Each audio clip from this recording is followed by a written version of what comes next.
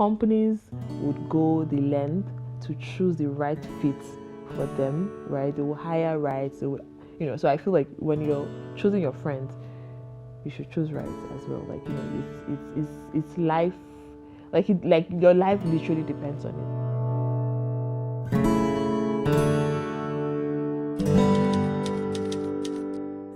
I know that you have a group of amazing friends. Sorry, I'm not a stalker, but I know. No worries, okay, it's fine. I'm sure they get it a lot as well. So how did that happen? Because you guys are all doing like amazing things, and it's really, really inspiring for the younger generation. Like, how do you find covenant friends that are in line with the same, like that have the same mindset, the same purpose, and going in the same direction, serving God, slaying at the same time? How did you do it? Interesting. I feel like for every time I ask this question, if I'm giving 100 naira, I'll be a billionaire by now. But I understand that, it's such, an amazing question for, the times that we are in now, where people are like, don't trust anybody, or just be on your own. Or again, I don't know how people do it, living life solo, right? Can't even work, right? We have been created to have like human connection, right? So, and that's why, when God created Adam, he then said that it is not good for man to be alone, right? So there's no way that, it's just in our DNA. We would always, whether we like it or not, whether we try to form, I don't need anybody, we actually do need. So if you look at it, like while growing up, I feel like the friends that we got, we really had no choice.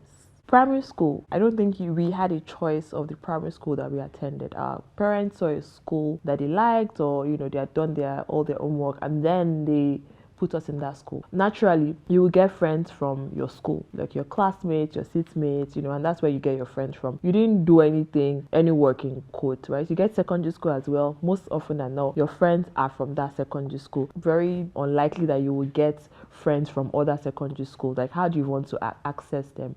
Same thing with university as well, and then maybe church, right? Those are the ways that we know people and then have people as friends.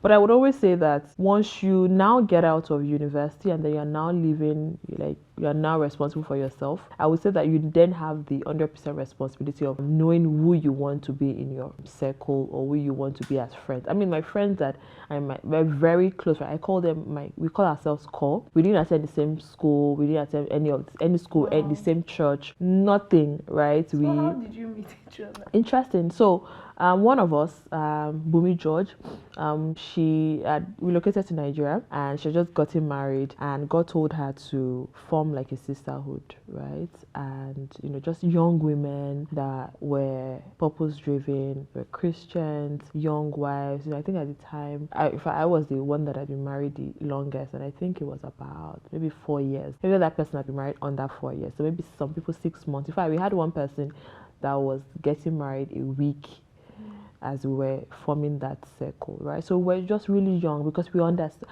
and I'm so grateful for that group because I can't imagine doing life without them. We're about 16, but obviously, like in a group like that, you would know that there will be smaller groups, yeah. Exactly. So we're 16, and what had happened was Bunmi had spoken to Funto Boye. I don't know Funto Boye exactly. And at the time, Funto and I went to the same secondary school and university, but we're not in the same sets. So, but I know that during that period, right, I had gotten a prophecy for her, from God, and then I was sharing with her. And I think at the same time, Bunmi too was talking to her to please invite 1 or 2 like-minded people like her. And so obviously my name dropped in her spirit, and then she said, "Oh, Rennie, you know what? There's this group. Do you want to join?" And I said, "No problem. What's the harm in joining, right?" And then I joined. So I was just neutral with everyone. So I also brought in like a friend. And then maybe 2 or 3 other people brought in like their own friends, and that's how we like formed that particular group.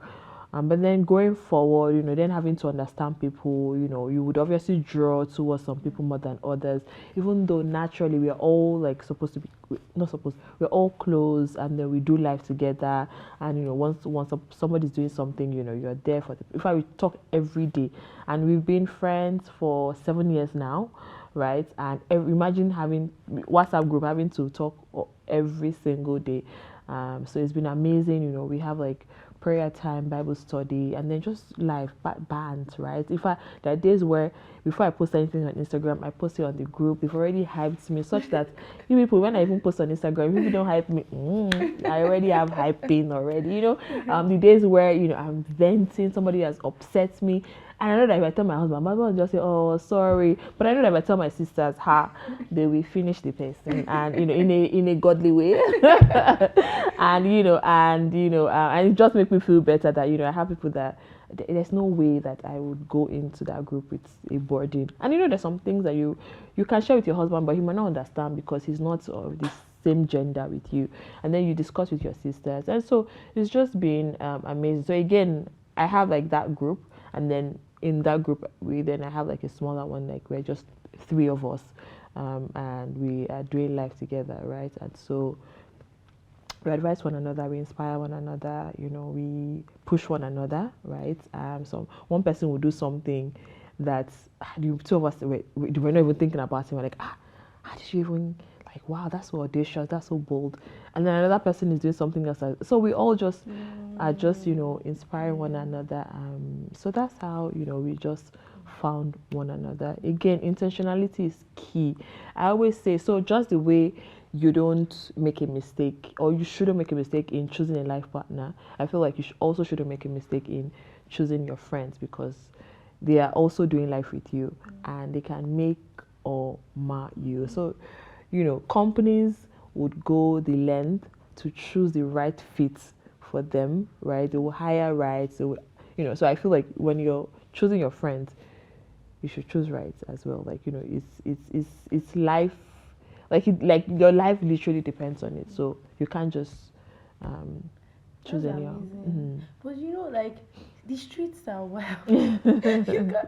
How do you practice? I feel like aside from this my core and my sisterhood group, I also have like other relationships, right? And practical ways, most times I develop these friendships. Maybe we've gone to the same conference, you're my same partner. And so sometimes it might be, you realize that if you're going in a direction, other people that are going in the same direction, it will be easy for you to attract. I mean, imagine I'm in Lekki now. If I'm going to Ikeja, right, from Lekki here, and I enter a bus, it will not make sense for me to enter a bus that is going to Aja, because people that are going to, I'm not going to Aja.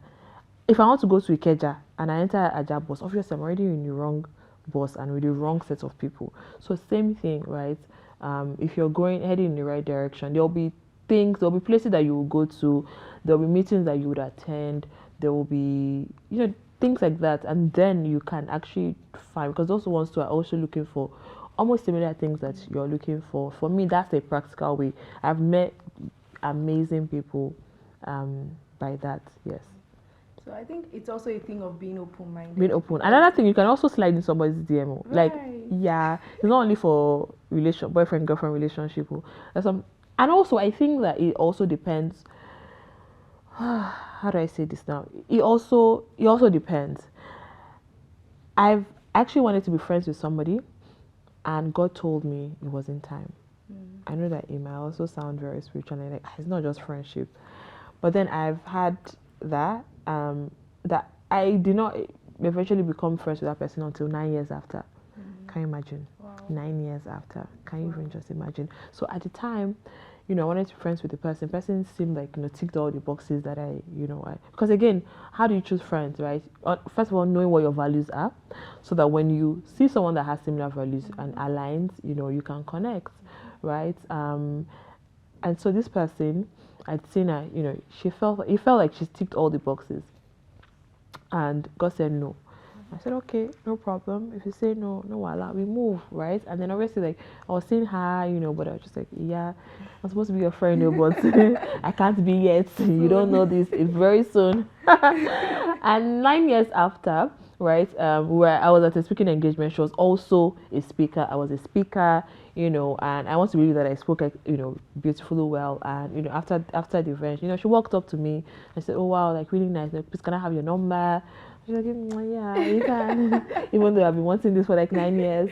And then we just became friends. And, interestingly, like, I think a few months after, another of our own mutual friends, which I didn't know at the time, called me one day. I said, you know what, Rennie, I feel like, we should have like a prayer group and all that. And I decided, okay, no problem. And so we became even prayer partners as well, right? And then later on, I realized that there were some things that she was dealing with during that period, like things that I obviously cannot mention. And then God then takes you back to say that if you had become her friend at the time, you might have picked up some of the vices. You might have picked up.